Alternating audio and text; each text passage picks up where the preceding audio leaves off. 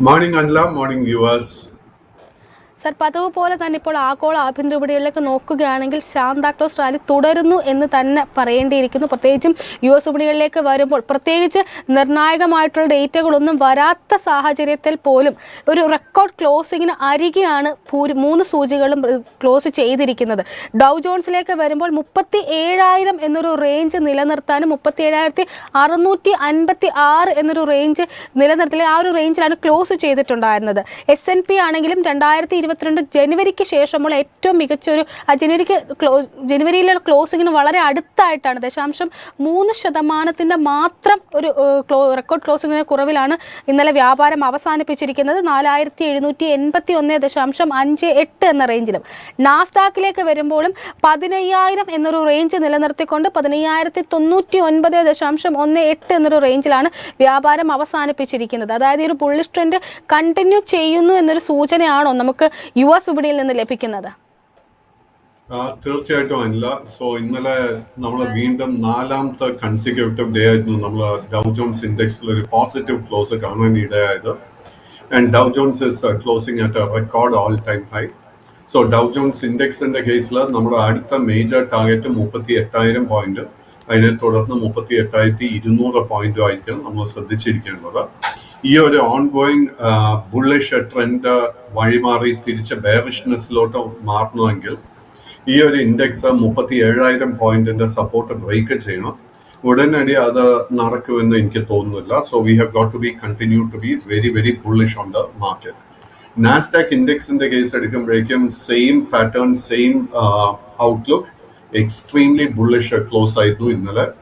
And Nasdaq ഇൻഡെക്സിന്റെ കേസിൽ അടുത്ത 2 major target ആദ്യത്തെ 17,200, അതിനെ തുടർന്ന് 17,400 പോയിന്റും ആയിരിക്കും നമ്മൾ ശ്രദ്ധിച്ചിരിക്കേണ്ടത്.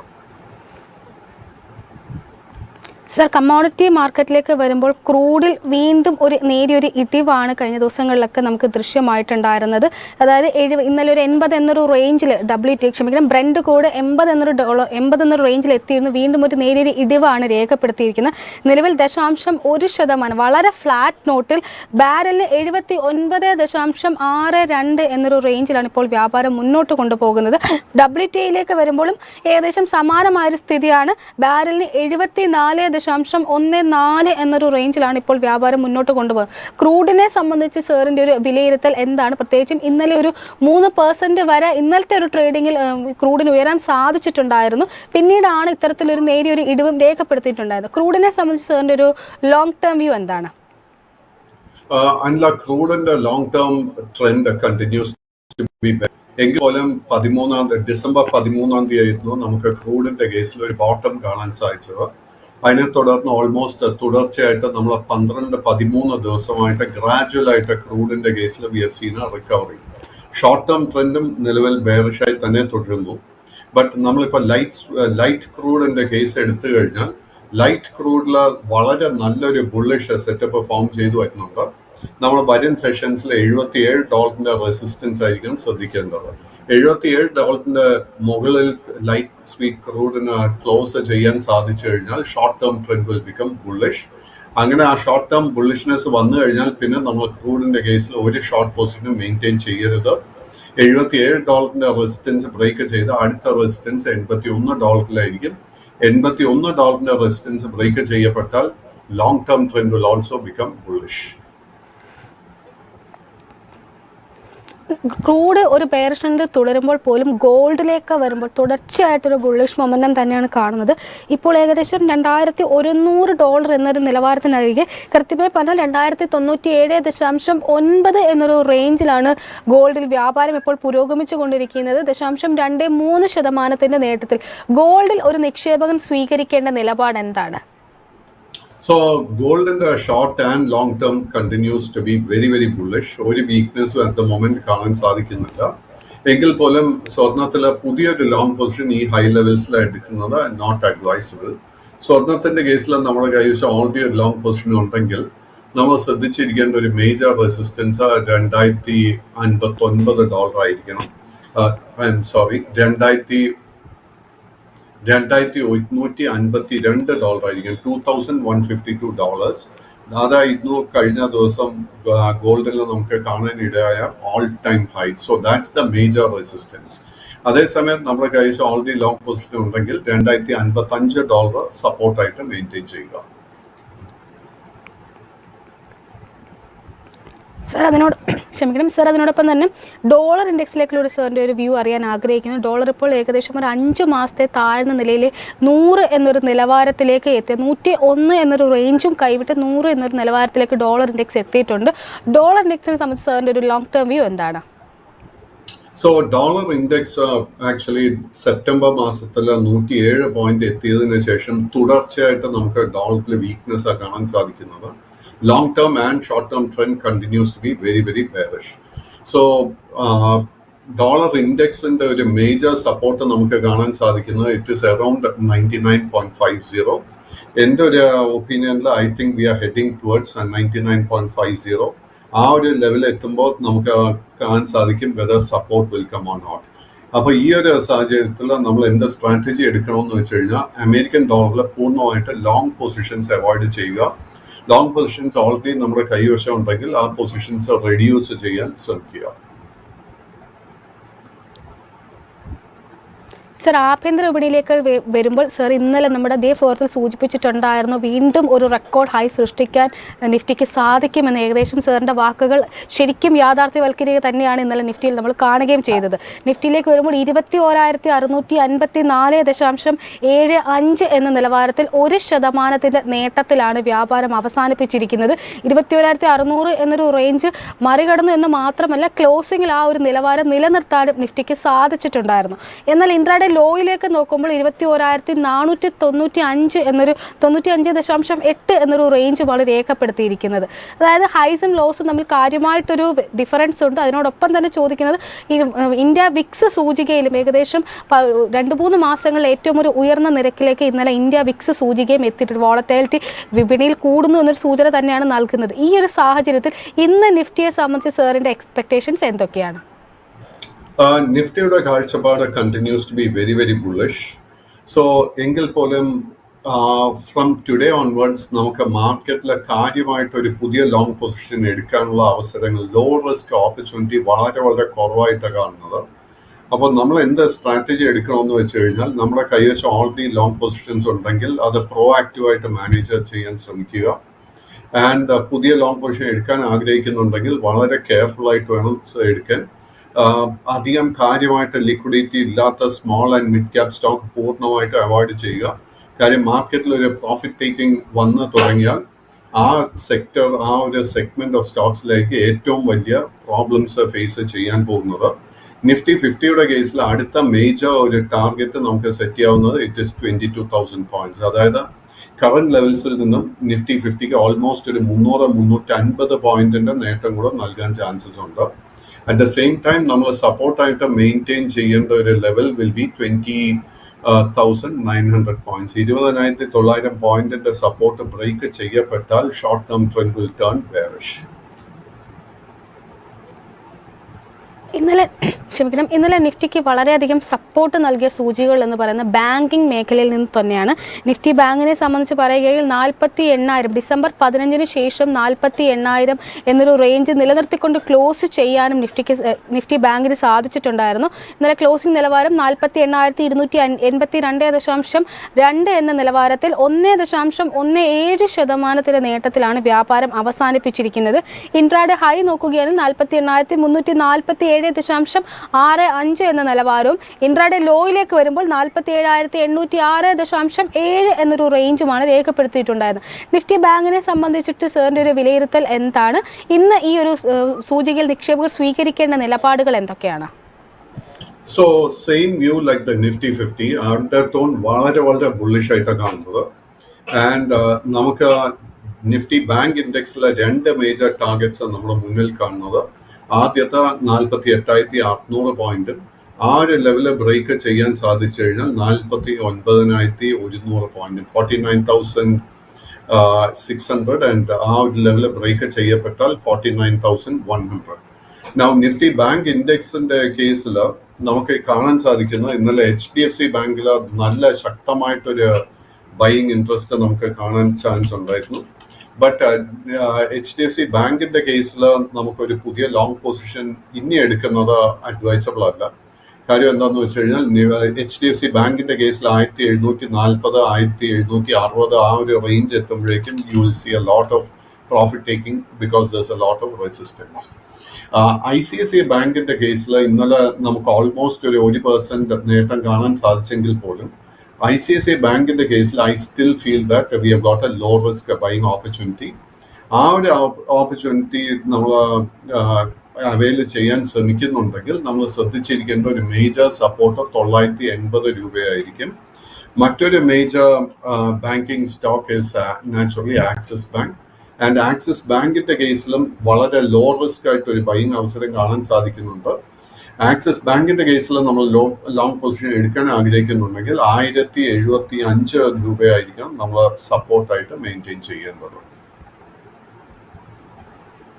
സർ, നിഫ്റ്റി ബാങ്കിനോടൊപ്പം തന്നെ സാറിനോട് ചോദിക്കാൻ ആഗ്രഹിക്കുന്നത്, ഇന്നലെ ഒരു പക്ഷേ ഒരു സ്റ്റാർ പെർഫോമൻസ് സൂചികയായിട്ട് മാറിയത് നിഫ്റ്റി PSU ബാങ്ക് ആയിരുന്നു.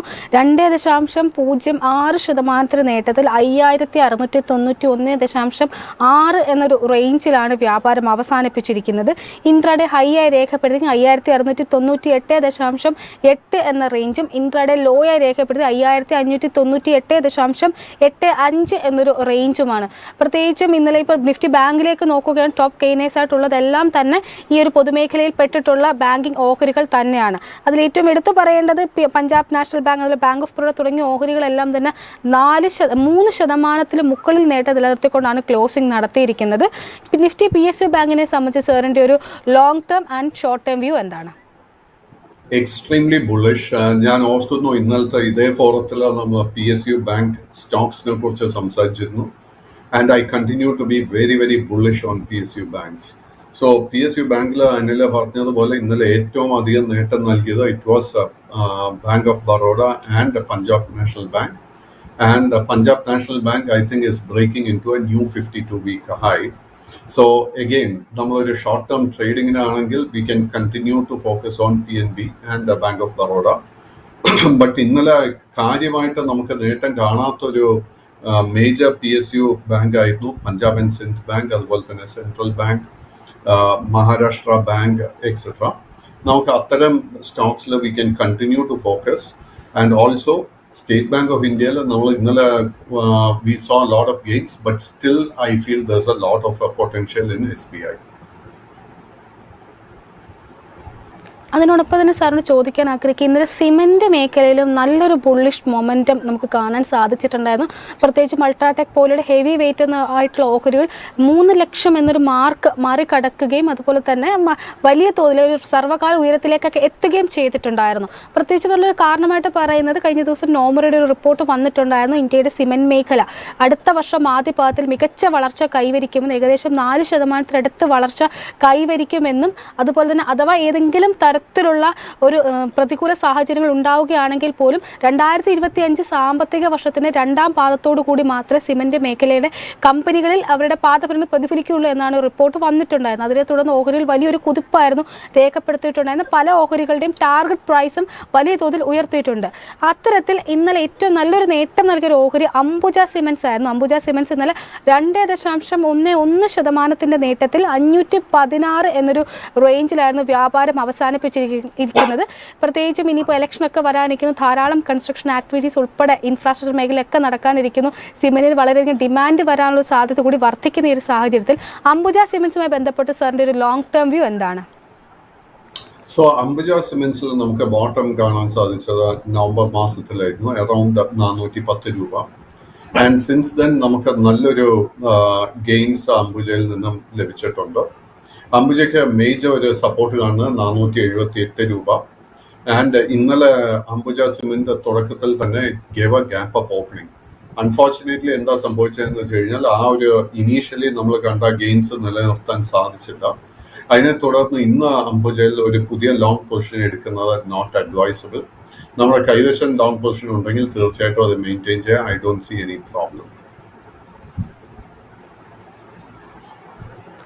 പ്രേക്ഷകരുടെ ക്വയറീസ് അഡ്രസ്സ് ചെയ്യാനുള്ളൊരു സമയമായിട്ടുണ്ട്. ആദ്യമായിട്ടൊരു പ്രേക്ഷകൻ ചോദിച്ചിരിക്കുന്നത് ജിയോ ഫൈനാൻഷ്യൽ സർവീസുമായി ബന്ധപ്പെട്ടിട്ട് എടുക്കേണ്ട സ്ട്രാറ്റജി എന്താണ്? ഇന്നലെ ഓഹരി വ്യാപാരം അവസാനിപ്പിച്ചിരിക്കുന്നത് 0.34% നേട്ടത്തിൽ 233.9 എന്നൊരു റേഞ്ചിലാണ്. ഈ ഒരു ഓഹരിയിന്മേലുള്ള സാറിൻ്റെ വ്യൂ എന്താണ്? അനില ചോദിച്ച ജിയോ ഫൈനാൻഷ്യൽ ആണോ? Jio financial services. അപ്പൊ ജിയോ ഫൈനാൻഷ്യൽ സർവീസസ് ഇന്നലെ നേട്ടത്തോടെ കൂടെ അല്ലായിരുന്നു ക്ലോസ് ചെയ്ത്. ഇൻഫാക്ട് ഒരു അല്പം വീക്കായിട്ടായിരുന്നു ക്ലോസ് ചെയ്തത്. ജിയോ ഫൈനാൻഷ്യൽസിന്റെ ഒരു ഷോർട്ട് ടേം ട്രെൻഡ് നോക്കിക്കഴിഞ്ഞാൽ അതൊരു കൺസോൾട്ടേഷൻ ഫേസിലാണ് പോയിക്കൊണ്ടിരിക്കുന്നത്.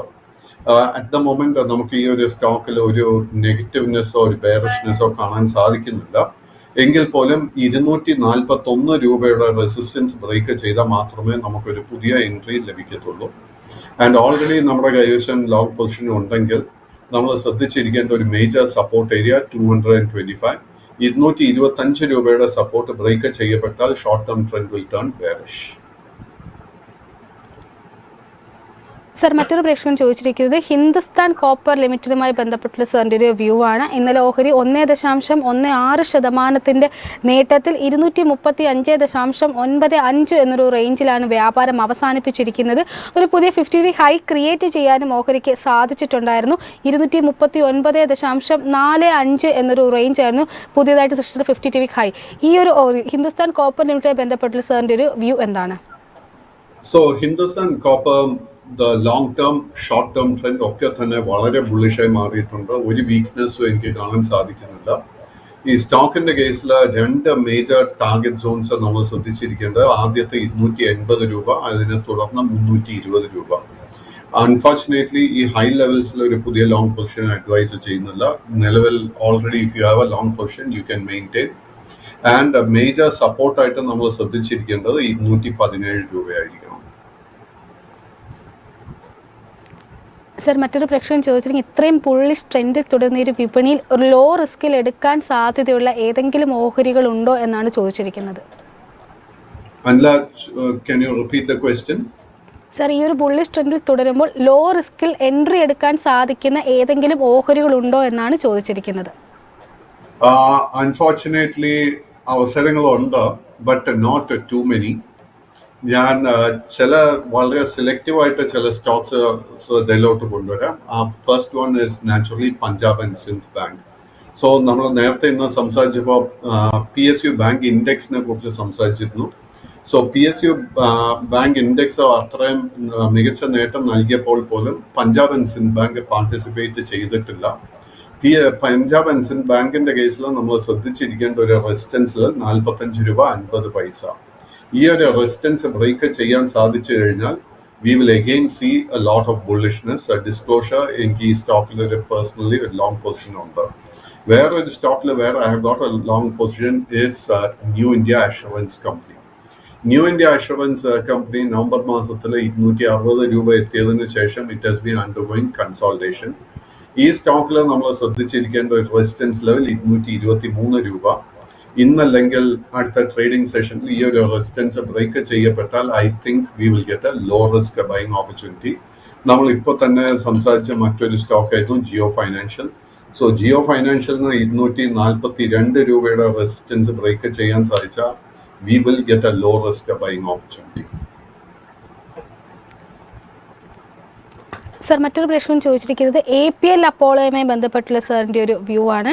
ഇന്നലെ ഓഹരി 0.22% ഇടിവിൽ 1584.5 എന്നൊരു റേഞ്ചിലായിരുന്നു വ്യാപാരം അവസാനിപ്പിച്ചിരിക്കുന്നത്.